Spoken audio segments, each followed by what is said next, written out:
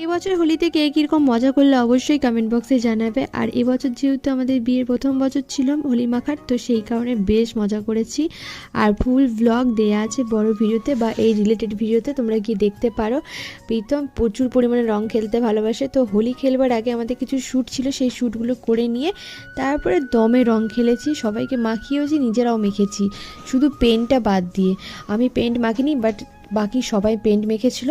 But এবছর হোলিটা আমার best Holi ছিল, আর সবার সাথে এত মজা করেছি, মানে বাইরে এসে সবারকে ছেড়ে দিয়ে, পরিবারের সকলকে ছেড়ে দিয়ে এসেও যে এত ভালো করে মজা করা যায়, প্রীতম না থাকলে সত্যি জিনিসটা বুঝতে পারতাম না। এই হলো আমাদের বাড়ির দাদা, যাকে বড়টাই অনেক বড় হয়। তো আমি প্রথমে পায়ে হোলি দিয়ে প্রণাম করলাম। তারপরে হচ্ছে এখানে দেখো আমাদের রাতে পিকনিক হয়েছিল ছাদের উপর, অনেক দিন পর কাঠের উনুনে রান্না করেছি, পুরো ভিডিও দেখতে পাবে, ফুল ব্লগে দেয়া আছে। কী কী রান্না হলো পরের পার্টে আসছে।